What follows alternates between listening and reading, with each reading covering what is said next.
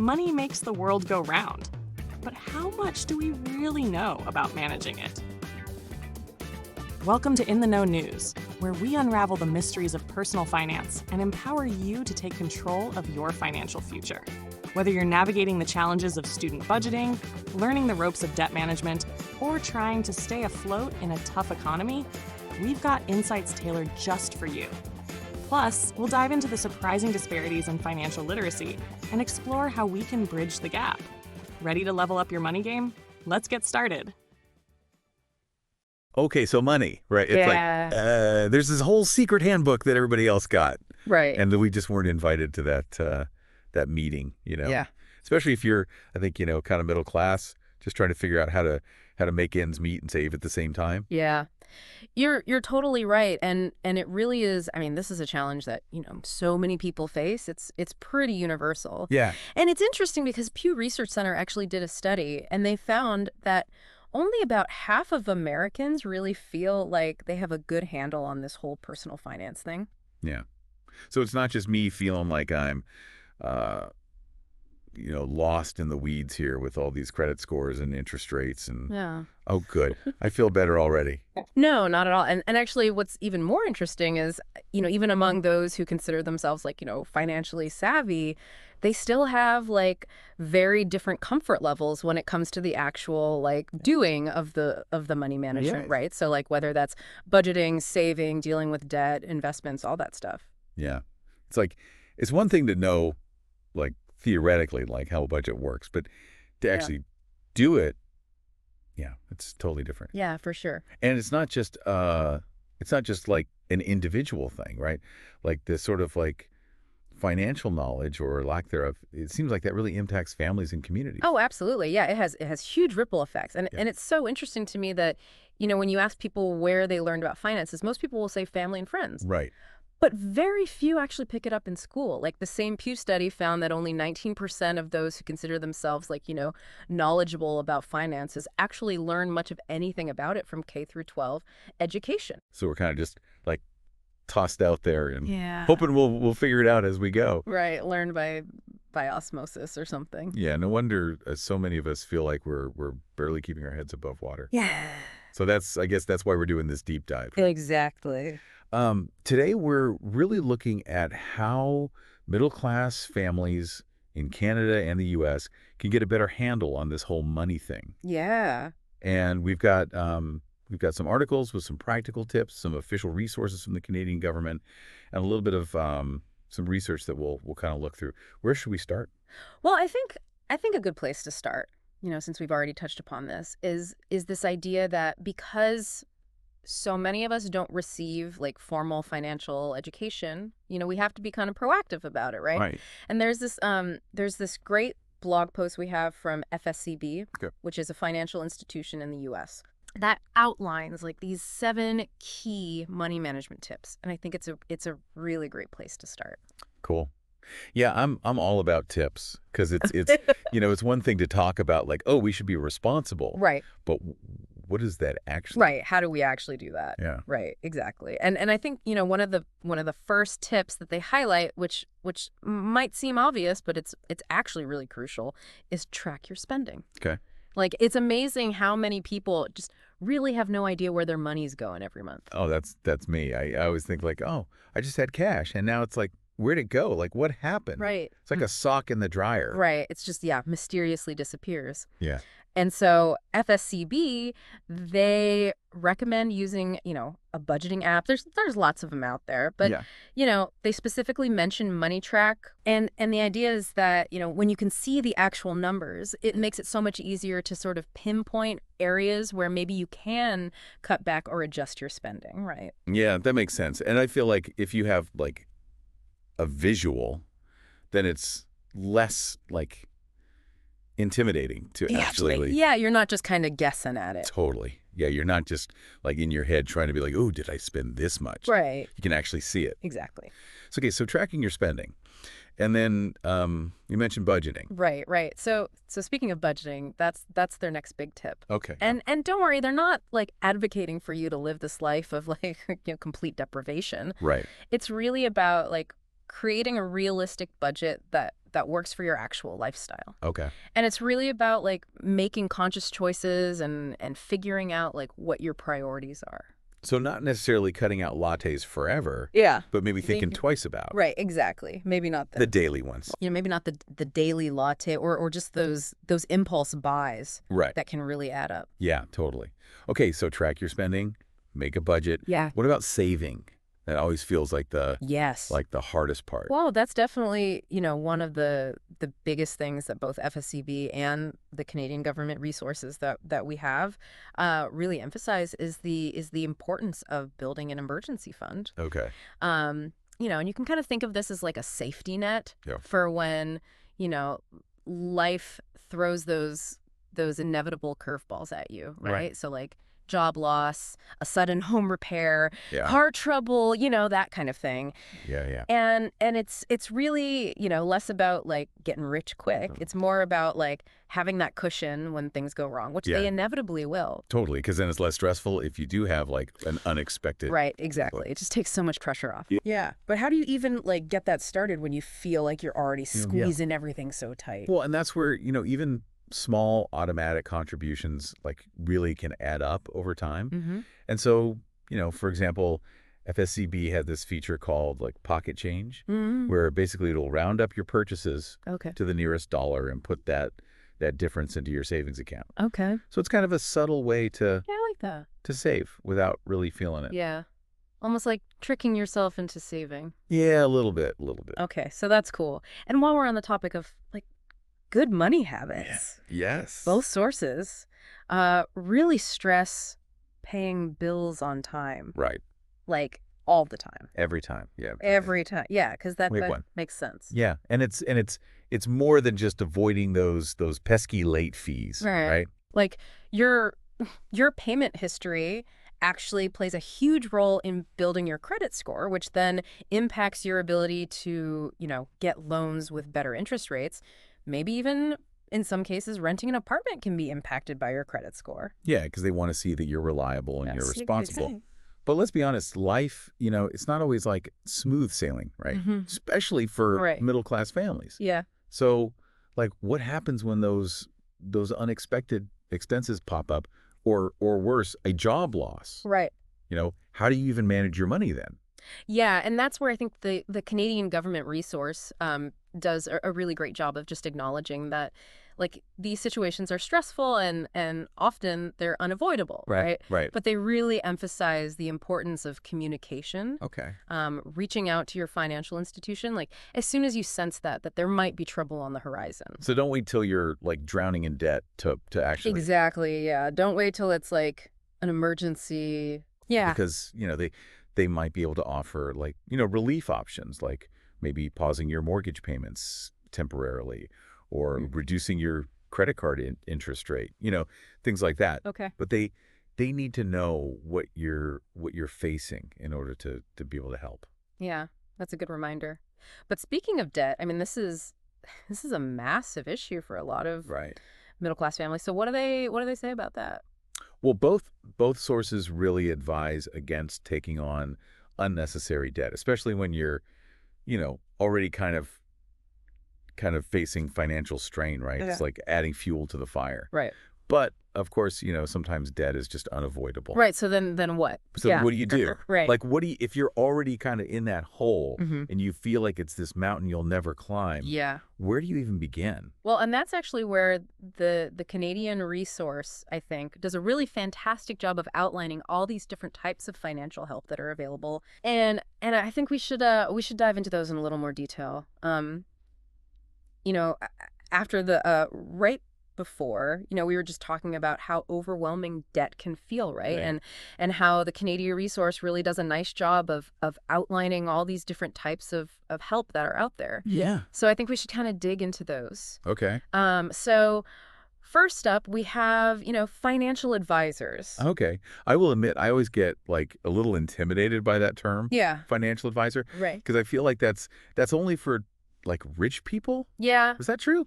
Not necessarily, no. A good financial advisor can really be, a valuable asset for anyone, Okay. especially, folks who are feeling kind of overwhelmed by their finances or maybe looking to make like some significant financial decisions, Right. like buying a house or planning for retirement. So not necessarily like Right. making you rich, but more about helping you manage your money well. Exactly. Yeah. And they can, they can do things like, you know, assess your overall financial picture, help you create that budget that works for you, Mm-hmm. and offer advice on everything from saving and investing to, that debt management and future planning. Okay. Yeah, that makes it seem a little less scary now that I know. Like it's not just Yeah. you have to already have money to Right. go to one. Exactly. Yeah. What about, you mentioned credit counselors? Yeah. How are those different? Yeah. So credit counselors, they really specialize in helping people, kind of get back on track with their finances, particularly folks who are struggling with debt. Okay. And so they can help you create a debt management plan, which often involves, negotiating with your creditors to maybe lower your interest rates or your monthly payments. So they're like negotiators. Exactly. Yeah. They're kind of fighting for you. You're in your corner, yeah. That's pretty cool. Yeah, they can be a great resource, especially if you're feeling overwhelmed by those like debt collectors or you're facing like legal action. Okay. Yeah, that makes sense. And then there are debt consolidation companies. Yeah. Are those kind of in the same? Yeah, so those Even- are definitely an option if you have like multiple debts with high interest rates. Okay. And basically what they do is they combine all of those debts into a single loan Okay. with a lower interest rate, Okay.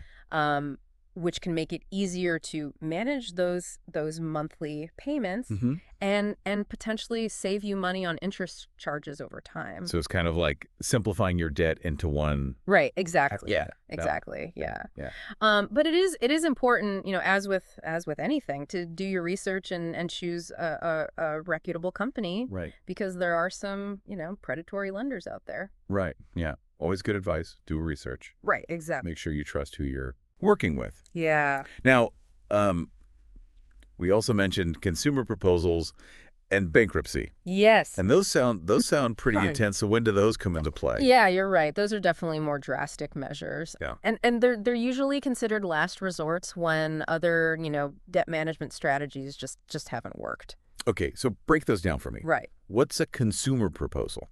So a consumer proposal is basically a legally binding agreement between you and your creditors. Okay. And it's overseen by a licensed insolvency trustee, which is a specific type of professional who specializes in these matters. Okay. And basically you propose a plan to repay a portion of your debt over a set period of time, usually up to like 5 years. Well.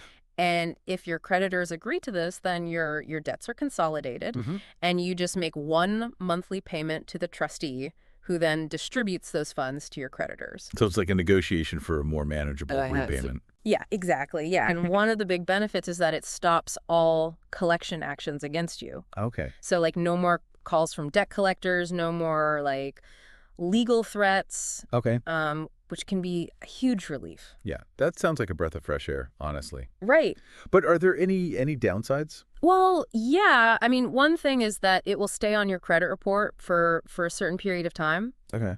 which can affect your ability to borrow money in the future. Yeah. So it's not a decision to be Right. taken lightly. Okay, so then when does bankruptcy come in? Right. So bankruptcy is the most serious option. Okay. And it usually comes into play when, you just simply cannot repay your debts, even with, a consumer proposal or anything like that. Okay. And basically, it's a legal process where you declare insolvency, Mhm. and a licensed insolvency trustee will then take control of your assets and distribute them amongst your creditors. So it's kind of like a reset, but with some Right. Yeah. It's kind of like a pretty fierce, serious a hard reset. consequences. Exactly. Okay. Yeah.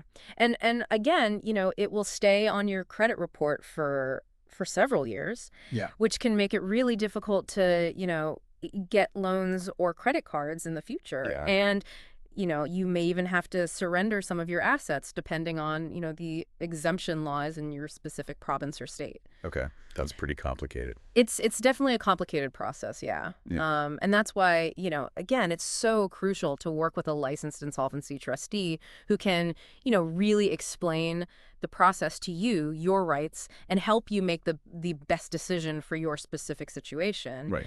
And they can also guide you through like the whole process of rebuilding your credit afterwards, which is, Right. Really essential to getting back on solid financial ground. Yeah. Okay. And even if you're not like facing those kind of dire straits, Right.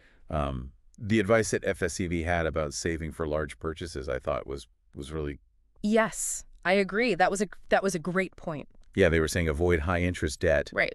by saving up Exactly. or in advance Yeah. for things like a new car, Right. A house, even like a a house, yeah, or a big vacation. vacation. Yeah, exactly. And it's much better to just like pay cash or if you do need a loan, at least get like a low interest one. Exactly. Yeah. Minimize that interest you're paying. Yeah, totally. And I feel like saving is so important, but also like investing, right? Especially for the long term, Absolutely. like retirement. Yes. Yeah. Investing is another really key element of financial well-being, especially for those long-term goals like retirement. Yeah, that's something like I don't know much about that at all. And it can seem really intimidating, It but feels like a whole other language. right, it can feel that way, but even small consistent investments over time can really help you build wealth. And there's tons of resources out there to help you learn the basics and choose investments that align with, your risk tolerance Right. and your financial goals. That makes sense. Yeah.